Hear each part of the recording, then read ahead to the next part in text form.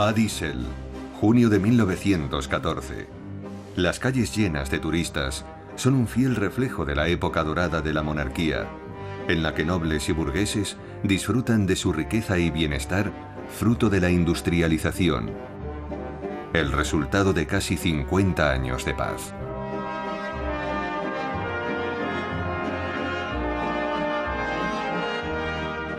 En ningún otro lugar se puede estar tan cerca del emperador Francisco José, de 83 años, que todos los veranos acude a la Villa Imperial para disfrutar de sus vacaciones. Sus 66 años de reinado representan la estabilidad, la seguridad y la continuidad.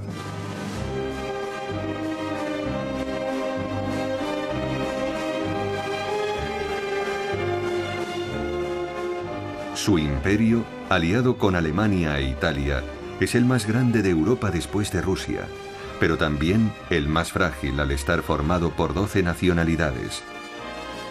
Pero en las tierras de la Corona y en los Balcanes se está implantando una nueva corriente política que aspira a derrocar al imperio, el nacionalismo.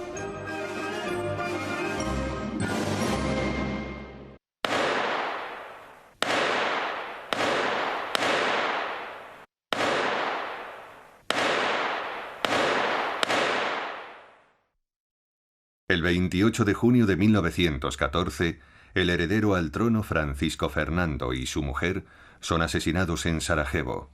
El atentado es el punto álgido de una lucha por el poder en los Balcanes. Croatas y eslovenos son súbditos del emperador. La anexión de Bosnia en 1908, tras 30 años de ocupación, es una seria advertencia a la vecina Serbia. Un aviso para que no se oponga a la dominación imperial. El rey de Serbia, Pedro I, quiere unir a todos los eslavos del sur, sueña con un imperio serbio y se alía con sus hermanos de Rusia. Francisco José, que se considera el protector de la cultura católica occidental en los Balcanes, quiere detener la expansión de Serbia y Rusia. Pero el paneslavismo gana fuerza con la ayuda de la religión ortodoxa.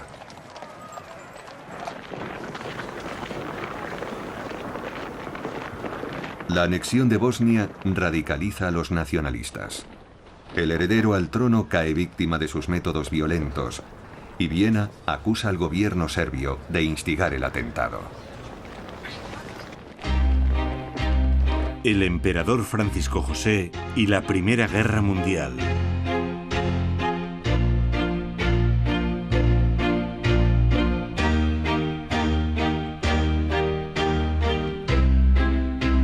Tras el asesinato, en la Villa Imperial de Ischl se decide la paz o la guerra. En la antecámara del despacho del emperador, ministros y generales esperan audiencia. Después de asegurarse el apoyo de los aliados alemanes, los militares arrastran a Francisco José a la guerra, y este lanza un ultimátum sin condiciones. Todas las instituciones serbias deberán quedar limpias de enemigos de la monarquía dual. Serbia acepta, pero expresa sus deseos de participar en la investigación del asesinato, lo que se considera un incumplimiento, ya que el ultimátum no era negociable. El imperio alemán no considera tan grave la respuesta de Serbia, y Francisco José, que había formulado la declaración de guerra en paralelo al ultimátum, comienza a dudar.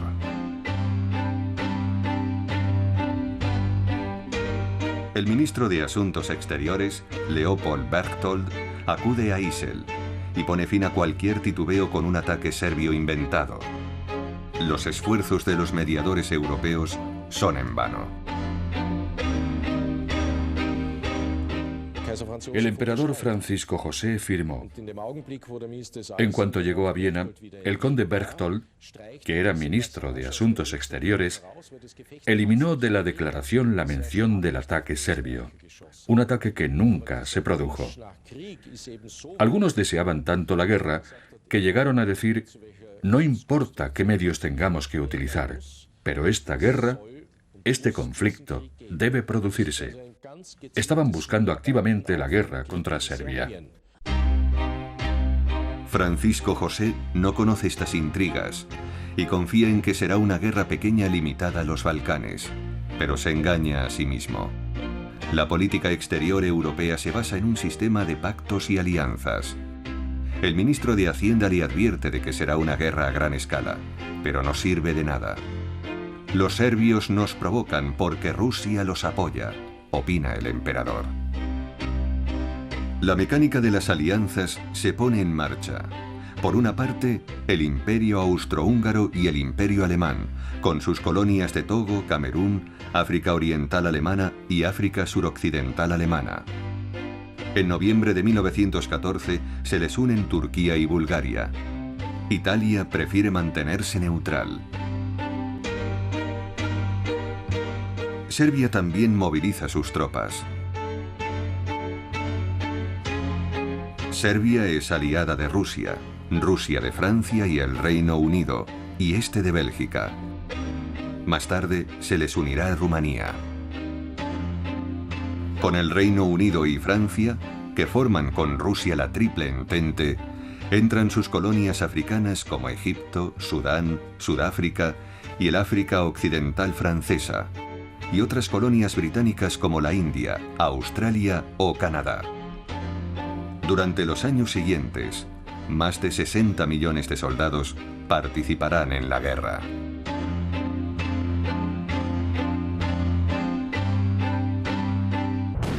Serbia debe desaparecer.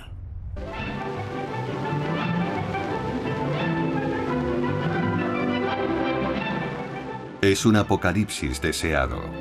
La declaración de guerra se convierte en un elemento de unión patriótica, un respiro para los frágiles sistemas autoritarios del Imperio Austrohúngaro, el Imperio Alemán y la Rusia zarista. Más de 2 millones de súbditos son reclutados para luchar por Dios, la patria y el emperador. Al final serán 8,5 millones.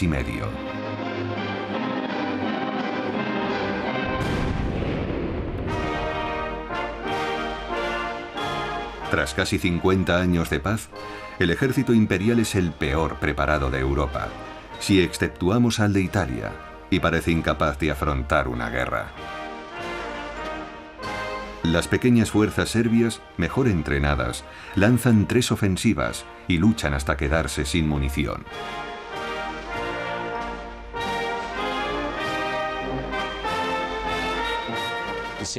El ejército serbio, que se ha quedado sin municiones, recibe suministros franceses y gracias a ello puede volver a utilizar la artillería. Tras un nuevo ataque serbio, el acosado e inexperto ejército austrohúngaro se ve obligado a retroceder hasta la frontera. En diciembre de 1914, la situación es más o menos la misma que en agosto, pero con una gran diferencia. Las fuerzas de Austria-Hungría cuentan con unos 300.000 hombres menos, entre muertos, heridos, prisioneros o desaparecidos. Serbia, por su parte, ha sufrido aproximadamente las mismas bajas.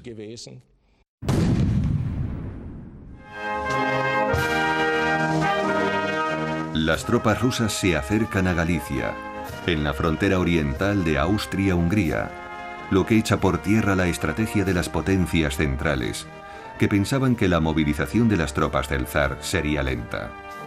Los alemanes esperaban obtener una victoria relámpago sobre Francia antes de sumarse a Austria-Hungría en su ofensiva contra Rusia, pero los rusos son más rápidos de lo esperado. Su objetivo es la destrucción del Imperio Austrohúngaro.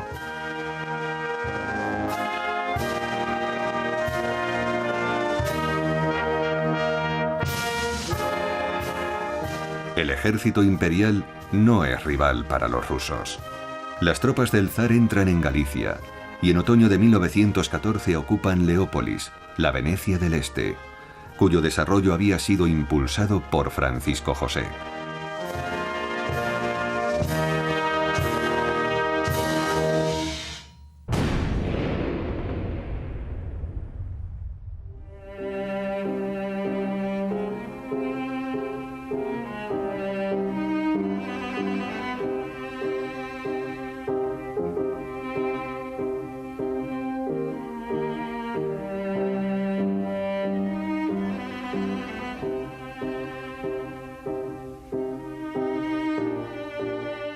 El oeste de Ucrania era parte de Galicia. Su paisaje fue campo de batalla y fosa común. Casi 500.000 soldados del ejército imperial encontraron aquí la muerte frente a los rusos.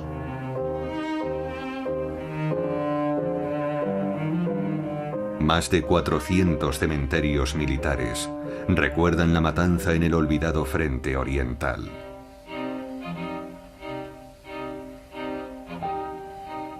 Aquí acabó la esperanza de una victoria rápida.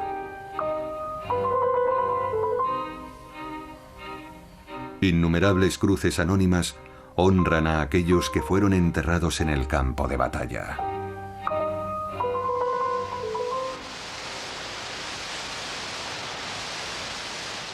Armas mortales, doradas llanuras, guerreros moribundos, sangre vertida. Todos los caminos desembocan en negra podredumbre. Momentos de horror descritos por Georg Trakl. Grodek, su último poema, describe la batalla librada entre austríacos y rusos el 7 de septiembre de 1914. 1.200 hombres cayeron por el zar y el emperador sobre estos campos.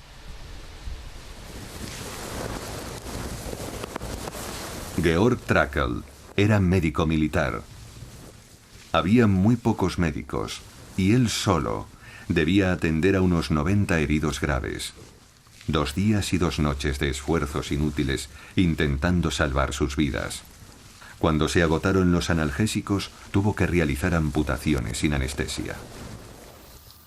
Cerca de allí, en el espacio ocupado hoy por una clínica dental, se encontraba el granero que servía como hospital militar.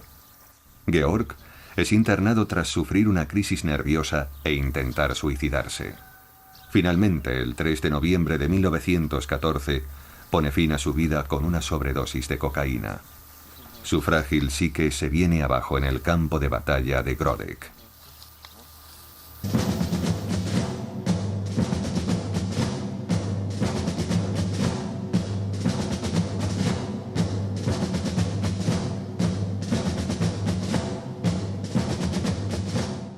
A unos 70 kilómetros de Grodek se encuentran los restos del que fue el mayor fuerte austrohúngaro en el este, Przemysl, actualmente en Polonia.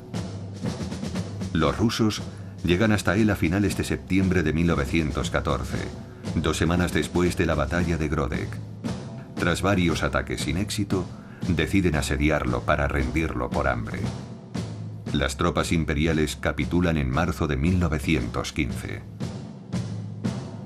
Mientras tanto, otra columna del ejército del zar avanza hacia Cracovia. Tras la caída de Przemysl, 110.000 soldados austrohúngaros son conducidos a campos de prisioneros, donde conocen la mentalidad rusa y su pobre estilo de vida, y donde son tratados con una mezcla de compasión y superioridad cultural. Una parte de los prisioneros es trasladada a Moscú para sustituir a los trabajadores rusos, llamados a filas. Deben reconstruir lo que sus compatriotas han destruido para ralentizar el avance de los rusos: puentes, carreteras y miles de kilómetros de ferrocarril.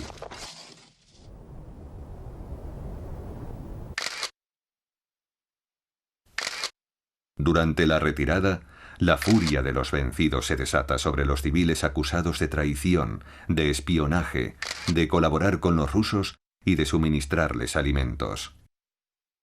Lo mismo sucede en Serbia.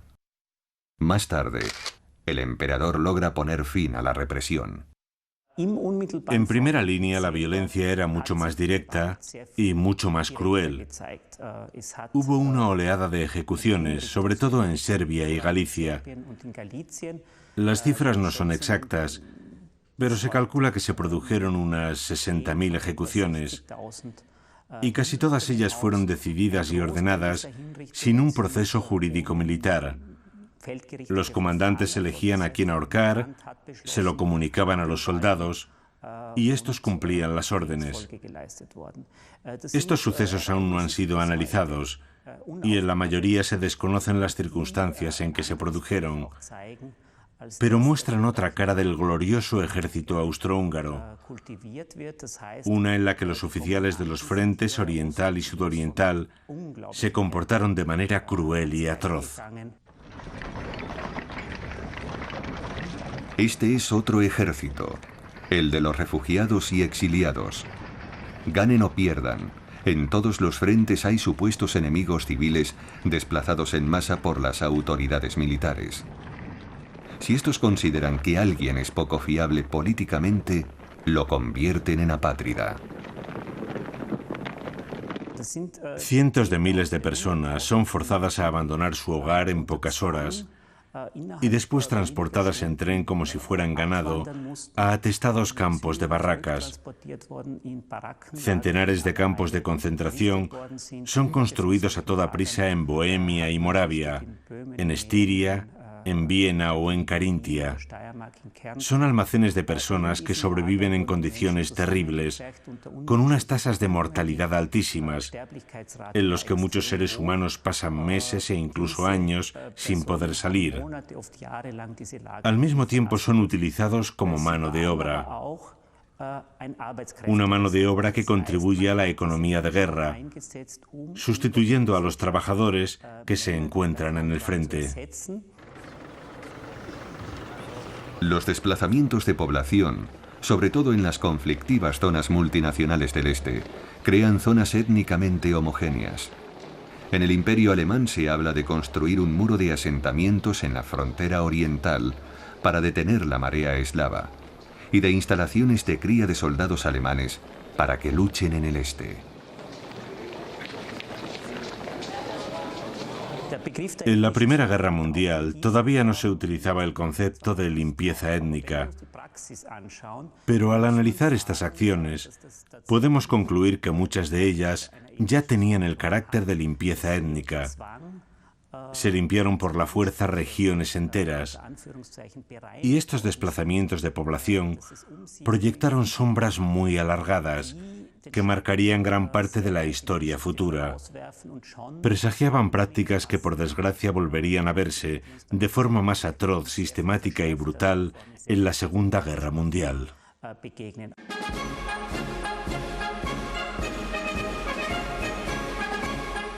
Los aliados alemanes han declarado la guerra a Rusia y Francia. Y al igual que en Austria-Hungría, son sobre todo los intelectuales, la burguesía y la aristocracia quienes están embriagados de nacionalismo.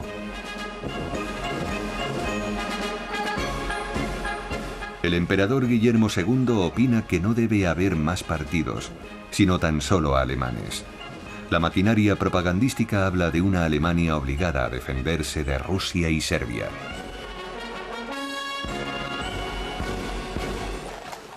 Para el Imperio alemán, se trata de una oportunidad de expandir sus territorios a costa de Francia, Rusia y Bélgica. El ejército belga se pone en marcha, pero esto no detiene a los alemanes. La ocupación de la Bélgica neutral fuerza al Reino Unido a declarar la guerra a Alemania, que continúa avanzando. La vanguardia germana está a 44 kilómetros de París.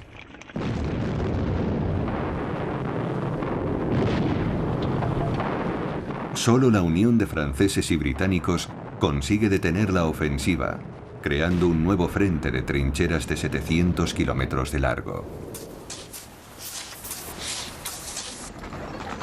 Los alemanes logran recuperar Prusia Oriental, que el ejército del zar había ocupado, y hacen prisioneros a casi 260.000 rusos. Además, evitan su temida marcha a través de los Cárpatos hacia Hungría y Viena. 1914 está marcado por las victorias alemanas y las derrotas austríacas.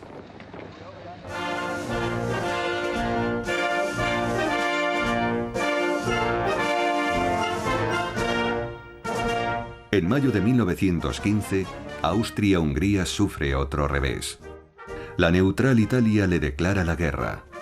Para evitarlo, Francisco José está dispuesto a ceder parte del Trentino.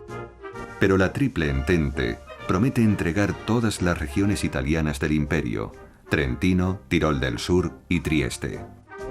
El nuevo posicionamiento italiano pone fin a la fatiga de guerra, sobre todo entre los eslavos, menos motivados para luchar contra rusos y serbios. No es como contra Serbia o Rusia. Contra Italia no hay dudas por parte de los polacos, los checos, y mucho menos por parte de los eslavos del sur, los croatas y eslovenos. Italia es un enemigo emocional, no es un enemigo eslavo, lo que permite crear un nuevo frente y cambia totalmente la guerra. Desde el principio se disipa el temor a posibles deserciones. Contra Italia todo es diferente, y los italianos también lo notan. Ven con terror que algunos regimientos eslavos siguen luchando no hasta que el enemigo está vencido, sino hasta que está muerto. En Italia reina la confianza. Han obligado a Austria-Hungría a librar una guerra en 3 frentes y a un continuo reclutamiento entre sus habitantes. El húngaro Franz Künstler es llamado a filas en 1917. Aquello era un timo. Delante de mí había un hombre altísimo al que declararon inútil. Y a mí, que era bajito, me declararon apto. Los ricos, la gente con dinero, iban al notario. Había uno en cada pueblo, en cada ciudad. Y aquellos notarios eran funcionarios que dependían del Estado, que cobraban del Estado. Los ricos iban al notario con informes de médicos sobornados. Sobornaban a los oficiales. Y así, cuando llegaban al reclutamiento, los declaraban inútiles. Yo estaba junto al hijo de un rico agricultor, un chico alto y fuerte, pero él fue declarado inútil y yo apto. Quien lucha por Dios, el emperador y la patria, recibe la bendición del sacerdote. En las misas de campaña se bendecían las armas. El cura nos miraba a todos y nos decía en voz alta: «Aniquilad al enemigo. Salvad. Salvad el trono». Los soldados éramos muy jóvenes y allí nos incitaban a matarnos unos a otros.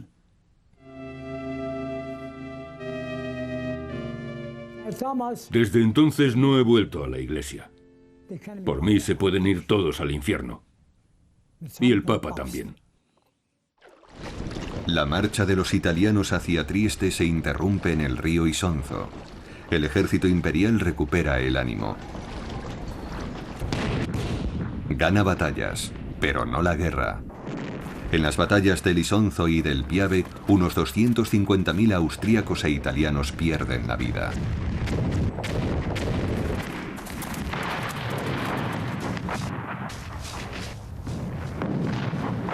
Franz Künstler estaba en artillería. Cuando atacaron los italianos, nos ordenaron disparar.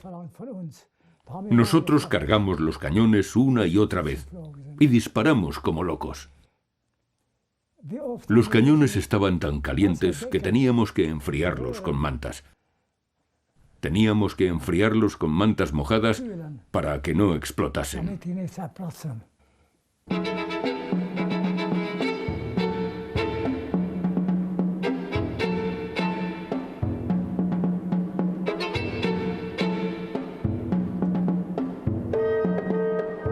Algunas secciones del frente austríaco-italiano están en los Alpes.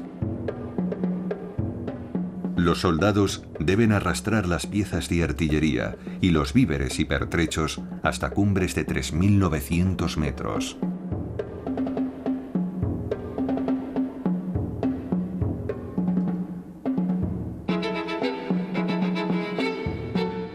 El que domina la montaña, domina también los valles.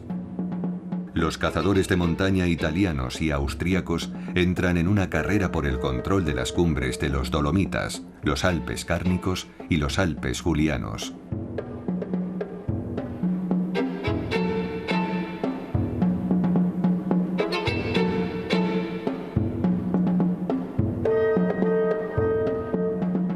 Tienden cuerdas fijas para ascender, construyen teleféricos y cavan largos túneles en el hielo. Las montañas se convierten en fuertes. La lucha en el hielo y la nieve se convierte en una batalla por dominar las cumbres, por ganar unos simples metros de terreno. Delfino Borroni, que ha alcanzado los 110 años, vive desde hace una década en una residencia. Su primer encuentro con los cazadores imperiales tuvo lugar en la primavera de 1917 en las laderas del Monte Mayo. Encontramos 2 muertos. Entonces apareció por la izquierda una patrulla de reconocimiento y al vernos empezó a disparar. Nosotros nos tiramos al suelo y disparamos también con las 3 ametralladoras. El comandante gritó: «¡Atención! Cuando silbe, fuego, a cubierto, fuego, a cubierto». Nosotros obedecimos y estuvimos disparando y ocultándonos. Estábamos en la ladera de la montaña y aquello era una locura. Nuestros compañeros ya se habían puesto a cubierto. Algunos se rindieron y se entregaron con las manos en alto, pero otros salieron corriendo y lograron escapar. Un día en que formaba parte de una misión de reconocimiento, Borroni se encontró con 2 cazadores de montaña imperiales muertos. Habían intentado huir y les habían disparado. Estaban juntos. El camino de vuelta era muy peligroso, así que decidí utilizarlos como escudos. Me puse en medio, los agarré y tiré con fuerza, y empecé a bajar la montaña arrastrándolos y guareciéndome entre ellos.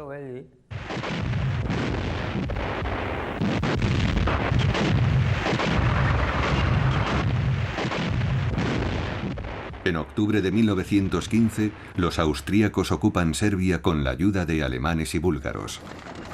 Con la entrada de Bulgaria en la guerra en octubre de 1915, se abre la ruta por tierra hacia el Imperio Otomano, la actual Turquía.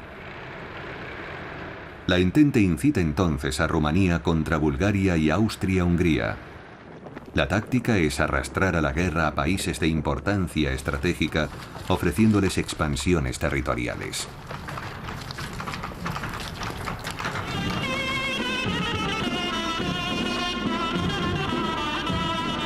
Siguiendo la estrategia de abrir varios frentes, los otomanos atacan la frontera rusa en Anatolia Oriental, aunque con poco éxito. Además, como controlan Palestina y Siria, hostigan a las colonias británicas y francesas de la zona árabe.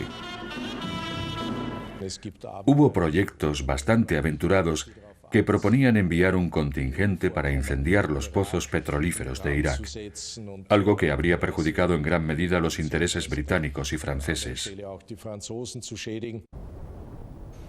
En abril de 1915 comienza el exterminio masivo de 1,5 millones de armenios, acusados de simpatizar con los rusos. No se trataba de vencer a un enemigo, se trataba de eliminar a toda una raza, de eliminar a todo un grupo étnico con la excusa de la guerra. El hecho de que tantos años después de que esto ocurriera, todavía no se pueda hablar de ello en Turquía, es una prueba de todo el trabajo que queda por hacer.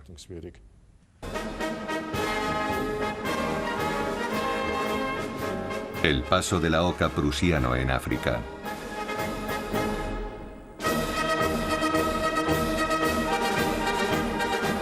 En el África Oriental y el África Sudoccidental alemanas, en Camerún y en Togo, los africanos luchan sin éxito contra británicos y franceses. Los alemanes deben abandonar todas sus colonias, salvo el África Oriental, en 1916.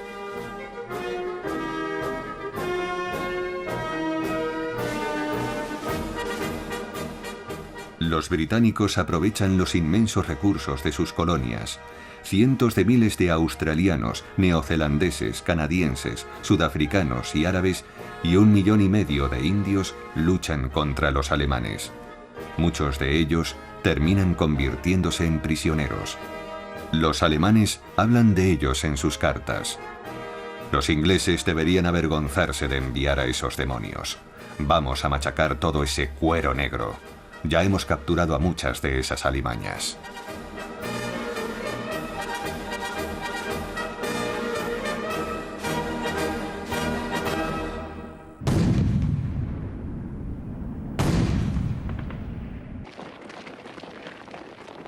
Las tropas austrohúngaras entran en Przemysl y después en Leópolis. Y en el verano de 1915, con la ayuda de 600.000 soldados alemanes, consiguen un milagro: la reconquista de Galicia. Sin la ayuda militar de los alemanes, sin su ayuda económica, Austria no habría superado el año 1915.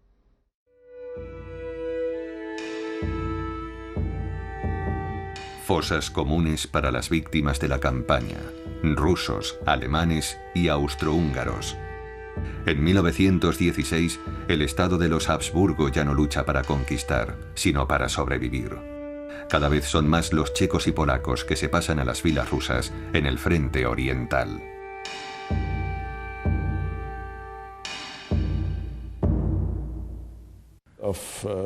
Cada vez es más difícil que los pueblos eslavos del imperio entiendan el sentido de la guerra.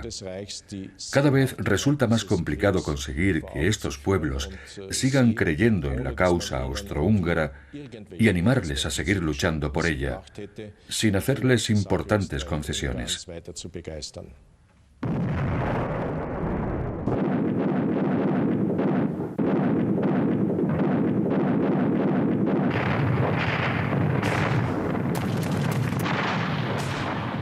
En el frente occidental, los esfuerzos por superar el estancamiento son cada vez más brutales. En febrero de 1916, la ofensiva alemana lanzada contra la fortaleza de Verdún comienza con 9 horas de fuego de 1.200 cañones. Los británicos y franceses responden al ataque. Ofensiva y contraofensiva, mes tras mes, año tras año. Conquistas de pocos kilómetros a costa de 500.000 de muertos y heridos solo en torno a Verdún. Una masacre, sobre todo para la infantería. Si hubiese estado en la infantería, hoy no estaría aquí. El número de muertos entre sus filas fue terrible.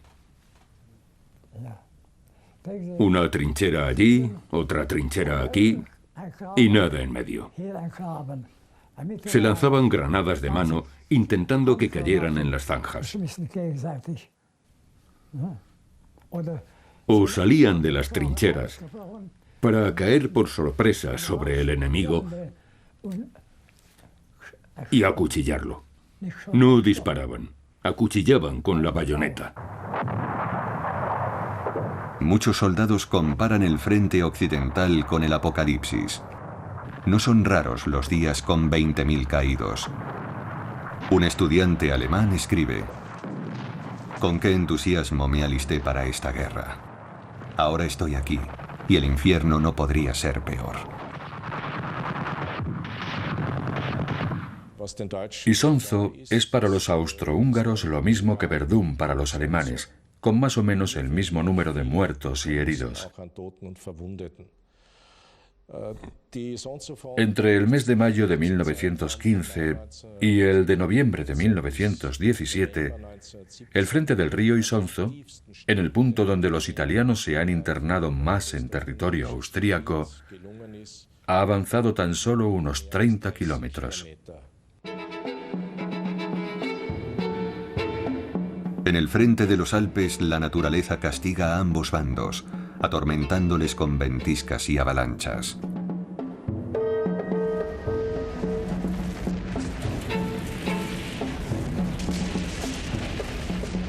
Las avalanchas se cobran la vida de miles de soldados. Otros muchos mueren de frío. A Delfino Borroni le sonrió la suerte en una escaramuza con los cazadores de montaña imperiales. La bala me entró por el talón. Intenté levantar la pierna y apoyar el pie en el suelo, pero me caí. Por seguridad permanecí inmóvil y fingí estar muerto. Cuando oscureció, me arrastré hasta una colina cercana, intentando reunirme con mi compañía. Pero ésta ya se había retirado. No encontré a nadie que pudiera ayudarme, así que con el pie herido seguí arrastrándome y conseguí llegar hasta nuestro fuerte sin perder el fusil.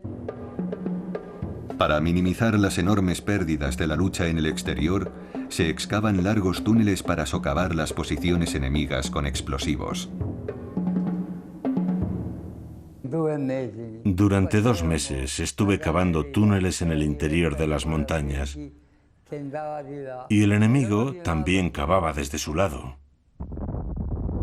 A mediados de abril de 1916, los italianos vuelan el fuerte imperial de Col di Lana. El éxito militar de la voladura de una montaña puede medirse. Es horrible, pero puede medirse. En la voladura de Col di Lana perdieron la vida 100 soldados. Es la primera guerra industrializada. Su columna vertebral es el ferrocarril, que garantiza la movilidad de millones de efectivos y de la artillería pesada.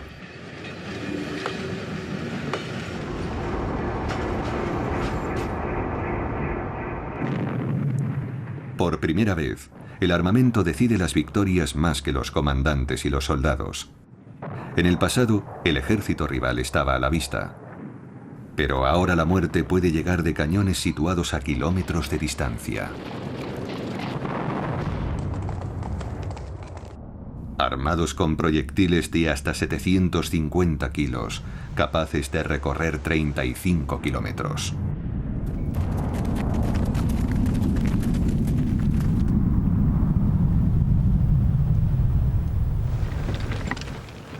Este prototipo francés de defensa individual contra artillería resulta fallido.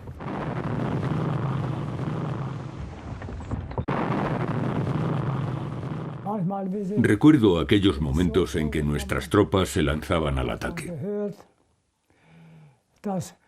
Nosotros seguíamos disparando para cubrir su avance. Disparábamos por encima de nuestros soldados, hasta que nos daban la orden de alto el fuego. Las ametralladoras, cuya cadencia supera los 600 disparos por minuto, también causan muchas muertes. Este avance técnico es el terror de las trincheras y de los soldados del frente.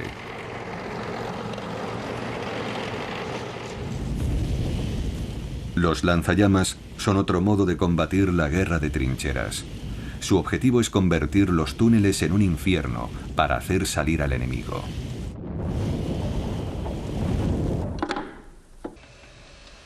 Comienzan a utilizarse focos y se lucha de día y de noche. Luz, teléfono y telégrafo. Las nuevas tecnologías de guerra son armas para los ojos y los oídos, una auténtica prolongación de los sentidos. La Primera Guerra Mundial también es la primera guerra aérea. En el frente occidental son derribados hasta 90 pilotos al día.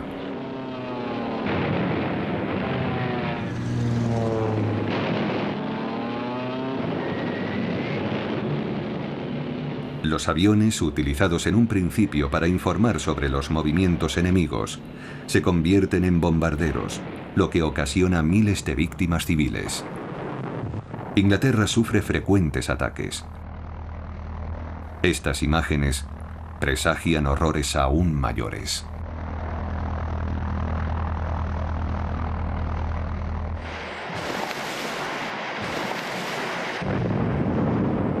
La guerra impulsa mortíferas innovaciones, como los submarinos y sus torpedos, que se convierten en una amenaza letal para buques militares y comerciales.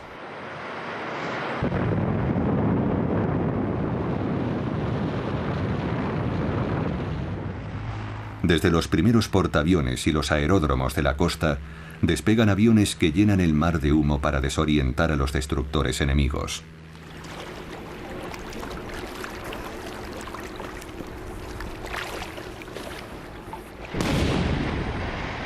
La guerra en el mar es también una guerra económica. En 1914, británicos y franceses deciden bloquear los puertos del Mar del Norte y del Adriático para cortar las rutas de abastecimiento de las potencias centrales. Un abastecimiento que la Entente tiene garantizado gracias a América y las colonias. Ni los submarinos ni los ataques navales consiguen romper el bloqueo.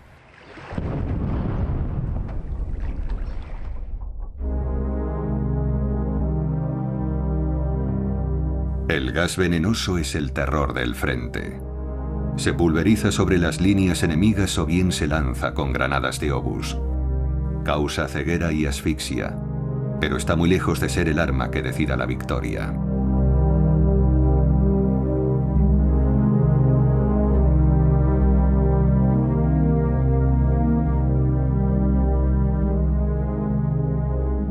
Franz Künzler sufrió un ataque de gas británico en el frente occidental, donde su unidad había sido enviada como refuerzo. Sonó la alarma de gas, pero no teníamos máscaras antigas.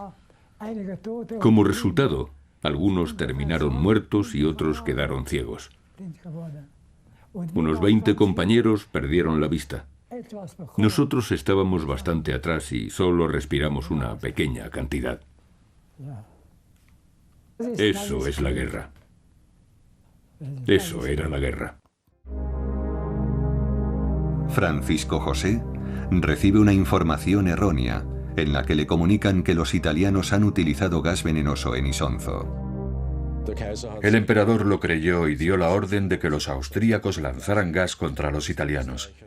Este fue pulverizado directamente, cogiendo a sus enemigos por sorpresa.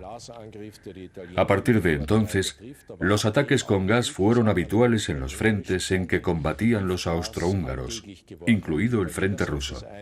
También los italianos lo utilizaron.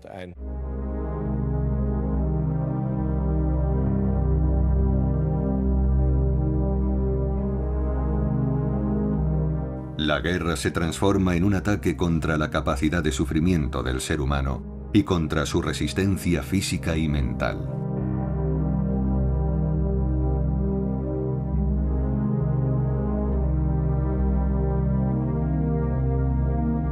Sus terroríficas innovaciones dejan un ejército de soldados con secuelas psicológicas. Algunos se vuelven locos, como este, que al oír la palabra bomba se oculta bajo la cama. Las lesiones destruyen los enlaces neuronales y la motricidad.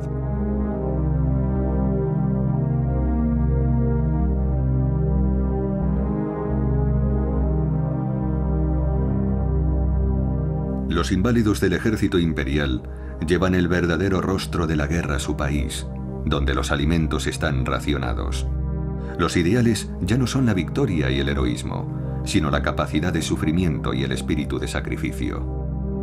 Nadie estaba preparado para una guerra tan larga.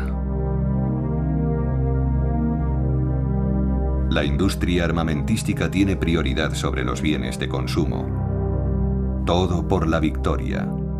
Como tampoco hay materias primas debido al bloqueo marítimo, la población entrega sus objetos metálicos.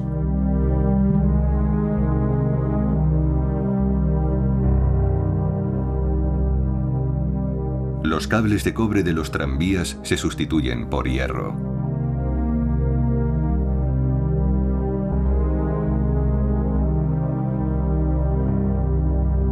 Las calles se levantan laboriosamente para extraer las tuberías de cobre y cambiarlas por otras de hierro. Ni siquiera la Iglesia puede negarse a hacer sacrificios por Dios, el emperador y la patria.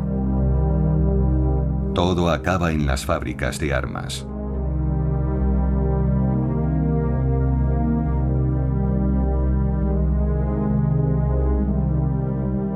Los trabajadores han sido sustituidos por prisioneros de guerra serbios, italianos, rusos y también por mujeres. Su rendimiento es extraordinario. La escasez hace cada día más dura la supervivencia, pero ellos logran incrementar la producción de municiones. En algunos lugares, esta se multiplica por 10. Al analizar lo sucedido, no debemos olvidar la dimensión humana, el sufrimiento y el sacrificio de tantas personas. Sabemos que en las plantas del mayor productor de armamento, que era por entonces la empresa Škoda, con sede en Pilsen, se hicieron turnos de 110 horas a la semana. Los obreros trabajaban hasta 16 horas al día, 14 los domingos, y ese es un ritmo imposible de mantener. La fatiga de guerra, que fue incrementándose a medida que pasaba el tiempo, no solo afectó a los soldados, sino también a la mano de obra. No tenían objetivos ni fuerzas para seguir adelante. Y ese fue el principal factor de la decadencia de la monarquía de los Habsburgo.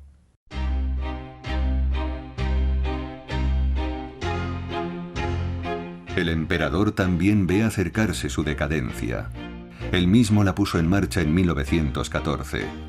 Si la monarquía se desmorona, decía, al menos debería hacerlo con dignidad, en el campo del honor. El viejo emperador se vuelve cada vez más lejano, una majestad aislada del mundo exterior, un personaje de postal.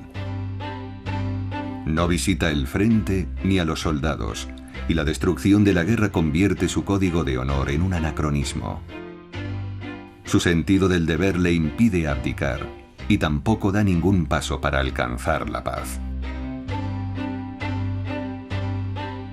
A diferencia del activo emperador Guillermo, Francisco José lo deja todo en manos de Franz Conrad von Hotzendorf, jefe del Estado Mayor y principal defensor de la guerra contra Serbia.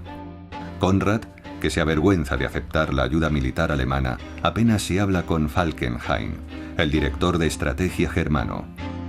Ambos ejércitos actúan sin coordinación. Conrad solo piensa en vencer a Italia y Falkenhayn en dominar el frente occidental.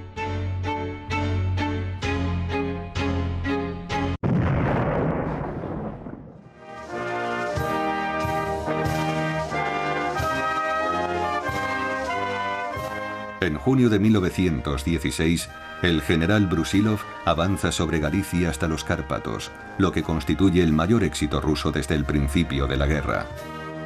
Los austrohúngaros son incapaces de detenerlo, lo que obliga a los alemanes a interrumpir sus ataques en Verdún. Estos insisten en la necesidad de un liderazgo común y coordinado, y exigen que en caso de diferencias de opinión, sea el emperador alemán el que tome las decisiones.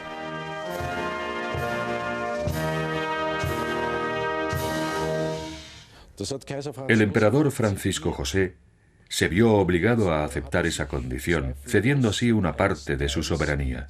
Esa fue la herencia que recibió más tarde su sucesor, el emperador Carlos, que no pudo romper ese acuerdo, aunque sí lo intentó. La principal cuestión que los bandos enfrentados deben plantearse en una guerra, y aún más en esta en concreto, es que deben elegir entre tres posibilidades: continuar la guerra, alcanzar la paz o acordar un armisticio. Austria no tenía ninguna salida que no implicase una ruptura total con Alemania, lo que tal vez habría provocado la ocupación de su territorio por parte del ejército alemán, y quién sabe qué más. La muerte del emperador a los 86 años, el 21 de noviembre de 1916, marca el fin de una época. El imperio austrohúngaro era ya un muerto viviente. En esta guerra, que en el día de su fallecimiento iba camino de los 3 años, Austria-Hungría demostró que era un anacronismo, al menos para el siglo XX.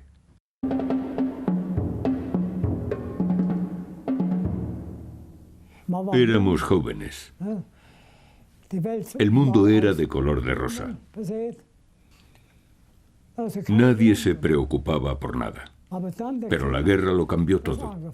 Todavía no he conseguido olvidarla.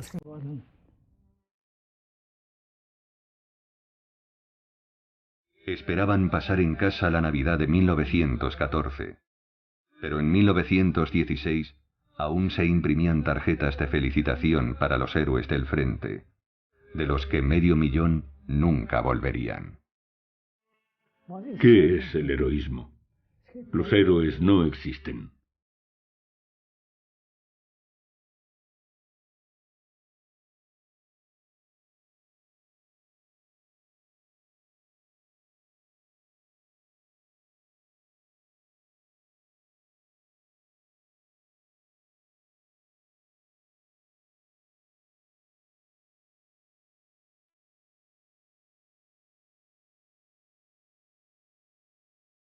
Frank Kunstler y Delfino Borroni fallecieron en 2008, el 27 de mayo y el 26 de octubre.